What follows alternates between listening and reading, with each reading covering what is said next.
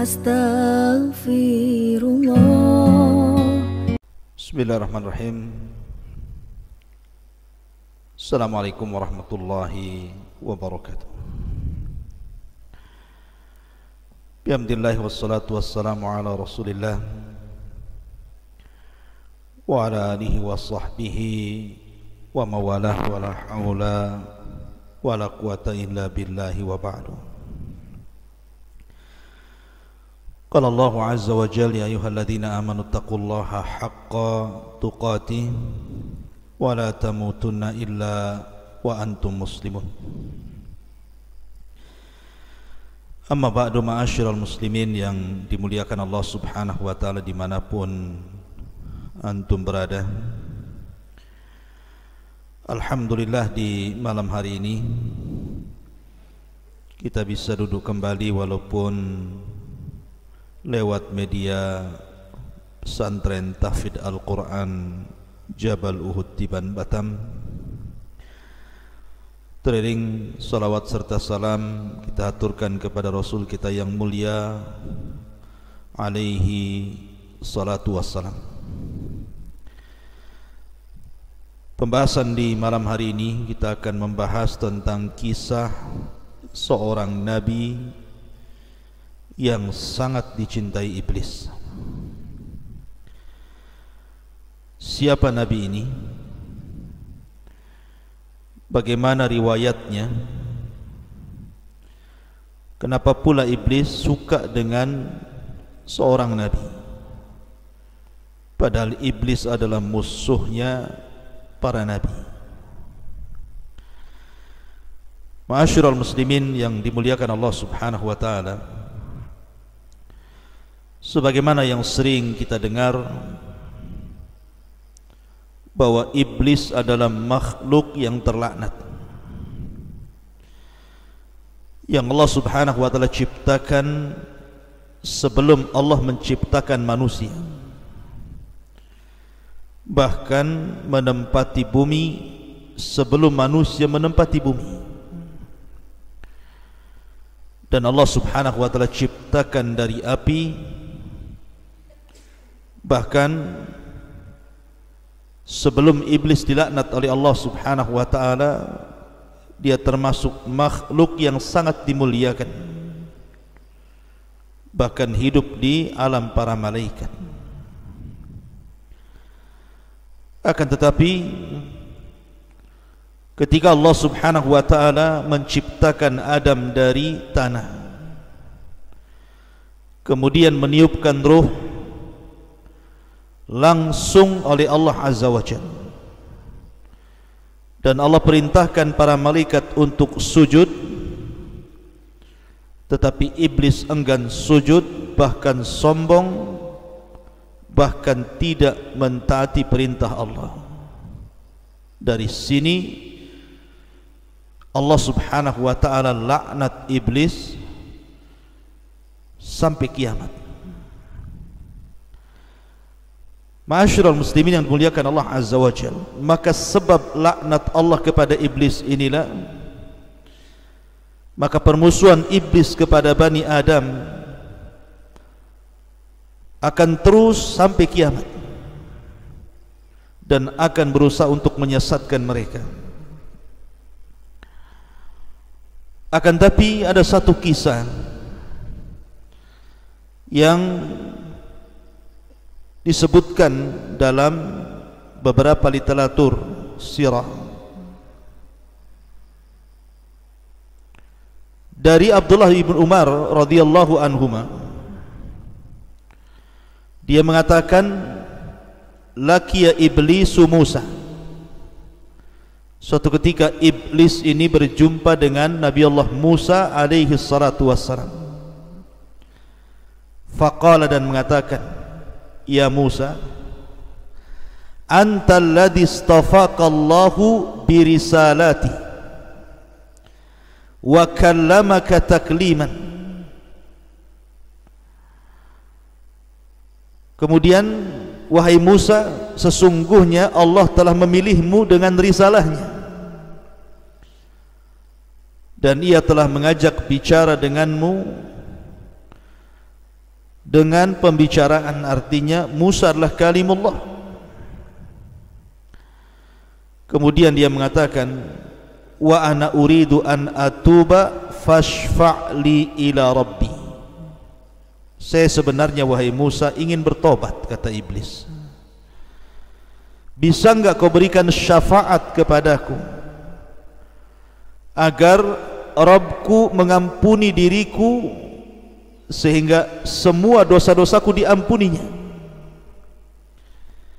Maka Musa alaihi salatu wasallam mengatakan, na'am ya. Maka Musa pun kemudian menghadap Allah. Fada'a Musa rabbahu, maka Musa pun memohon kepada Allah atas permintaan iblis itu. Maka di lain waktu iblis datang lagi kepada Musa dan mengatakan, ya Musa, wahai Musa, sudahkah kau sampaikan hajatku kepada Allah? Maka Musa mengatakan, ya, aku sudah sampaikan hajatmu kepada Allah. Kalau engkau ingin diampuni dosa-dosamu, kata Musa, maka Allah subhanahu wa ta'ala qad amarta an tasjuda li qabri Adam. Syaratnya sujud kau ke kuburan Nabi Adam. Wa yutabu alaika, itu syarat Allah akan mengampuni dosa-dosamu. Ketika mendengar bahwa syarat diterima tobatnya harus sujud di kuburan Adam, fastakbara wa ghadib, tiba-tiba dia sombong dan murka dan mengatakan, lam asjud lahu hayyan fa kaifa asjud lahu mayitan. Wahai Musa, aku tidak pernah sujud kepada Adam di waktu Adam hidup, bagaimana pula aku sujud kepada Adam ketika Adam sudah mati? Mustahil bagiku. Kemudian iblis mengatakan, ya Musa, innalaka alayya haqqan bima syafa'ta li ila rabbik. Wahai Musa, sekarang aku memiliki hutang kebaikan kepadamu, hutang budi kepadamu, karena engkau sudah berusaha untuk menjembataniku untuk bertobat kepada Rabbmu. Fadkurni, maka ingatlah aku, kata Musa, kata iblis, inda thalathin, pada 3 perkara. Ingat aku pada 3 perkara, dan aku akan berusaha untuk menghancurkannya. Pertama, udhkurni hina taghdab. Ingat aku wahai Musa ketika engkau murka, ketika engkau marah. Fa inni ajri minka majrad dam, sesungguhnya aku berjalan di jalan darahmu. Sesungguhnya aku berjalan di jalan darahmu. Artinya bahwa iblis dan juga orang-orangnya, bala tentaranya, akan masuk ke jalan darah manusia, kemudian membuat manusia itu murka karenanya. Makanya kenapa marah itu datang dari syaitan. Salah satu meredamkannya adalah dengan cara wudu, karena syaitan terbuat dari api dan api bisa padam dengan air, maka berwudu kemudian salat. Kemudian yang kedua, wadhkurni hina talqar wadhkurni hina talqaz zahfa fa inni atibna adam hina yalqaz zahfa fa adqarahu waladahu wa zawjatahu hatta yuwalliha. Ingat aku wahai Musa ketika engkau berjumpa dengan musuh dalam peperangan, karena aku akan datang kepada Bani Adam ketika mereka sedang berjihad, berperang melawan musuh di pertempuran, dan akan diingatkan dengan anak dan istrinya sehingga dia takut mati, akhirnya lari dari peperangan. Kemudian yang terakhir, wa iyyaka an tujalisa imra'atan laysat bidzati mahramin fa inni rasuluha ilaik wa rasuluka ilaiha. Dan ingatlah diriku wahai Musa bahwa hati-hati, tidak boleh engkau berdiam diri dengan seorang wanita yang bukan mahramnya, karena sesungguhnya aku adalah utusan yang akan menggoda dirimu dan menggoda si wanita itu. Maka kata syaitan, kata iblis, ingatlah 3 perkara ini. Bani Adam akan hancur kalau mereka tidak ingat bahwa itu perbuatan iblis. Riwayat ini disebutkan oleh Al-Imam Ibnul Asakir dengan sanadnya dalam Tarikh Dimaski, dan juga Imam Ghazali dalam kitab Ihya Ulumuddin, dan juga Ibnul Jauzi dalam kitabnya Talbis Iblis, dan beberapa juga para ulama mencantumkan dalam kitab-kitab mereka. Ma'asyiral muslimin yang dimuliakan Allah Subhanahu wa taala, termasuk juga Al-Imam As-Suyuti mencantumkan dalam tafsirnya ketika memberikan catatan kepada surah Al-Baqarah 31 sampai 33. Wa 'allama Adama al-asma'a kullaha thumma aradahum 'alal malaikati faqala anbi'uni bi asma'i haula'i in kuntum shadiqin. Qalu subhanaka la ilma lana illa ma 'allamtana innaka antal alimul hakim. Qala ya Adamu anbi'hum bi asma'ihim falamma anba'ahum bi asma'ihim qala alam aqul lakum inni a'lamu ghaibas samawati wal ardi wa a'lamu ma tubduna wa ma kuntum taktumun. Dan Allah telah mengajarkan seluruh nama-nama kepada Adam, kemudian ditampakkan kepada para malaikat, kemudian dikatakan, beritahu diriku nama-nama mereka jika kalian adalah orang-orang yang benar. Maka para malaikat mengatakan, maha suci engkau, tidak ada pengetahuan bagi kami kecuali apa yang kau ajarkan kepada kami. Engkau zat yang maha mengetahui lagi maha bijaksana. Maka Allah firmankan, wahai Adam, beritahu mereka para malaikat dengan nama-nama mereka. Maka tatkala Adam beritahu mereka para malaikat dengan nama-nama mereka, maka Allah Subhanahu wa taala katakan, bukankah sudah kukatakan kepada kalian, sesungguhnya aku mengetahui kegaiban langit dan bumi, dan aku mengetahui apa yang tampak dan apa yang kalian sembunyikan.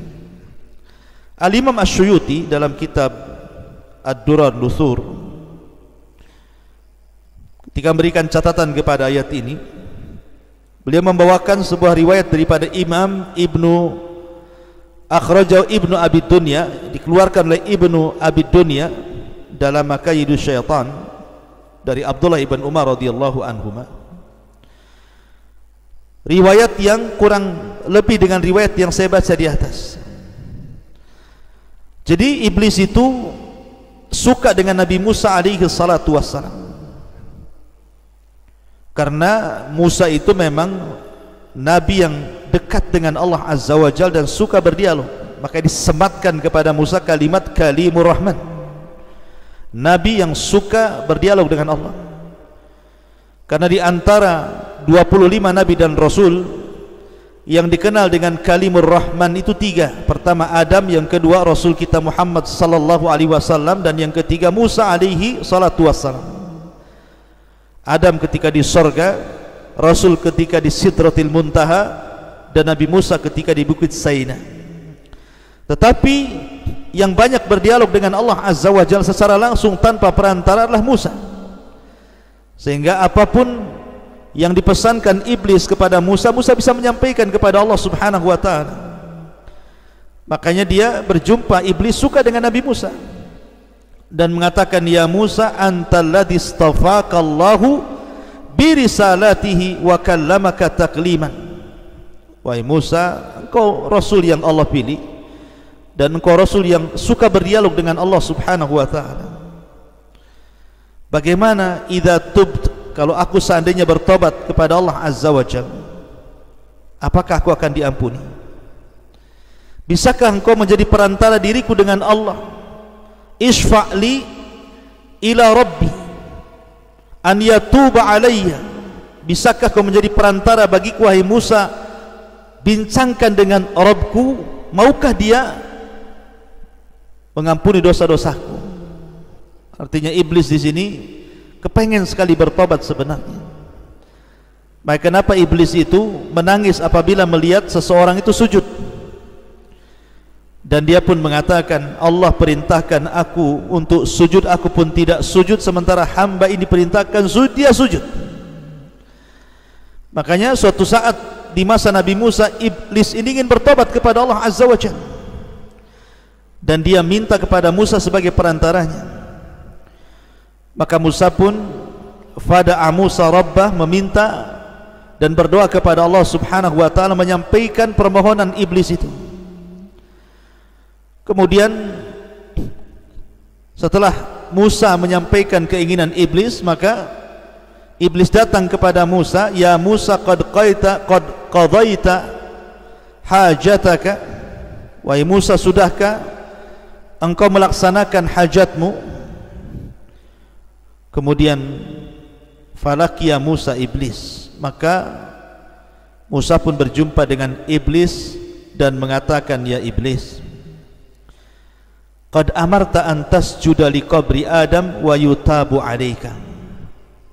Aku sudah sampaikan perkaramu kepada Allah. Allah hanya minta syarat kepadamu, sujud ke kuburan Adam, nanti Allah akan ampuni dosamu. Maka mendengar disuruh sujud kepada kuburan Adam, ghadib, murka langsung iblis itu, enggak terima.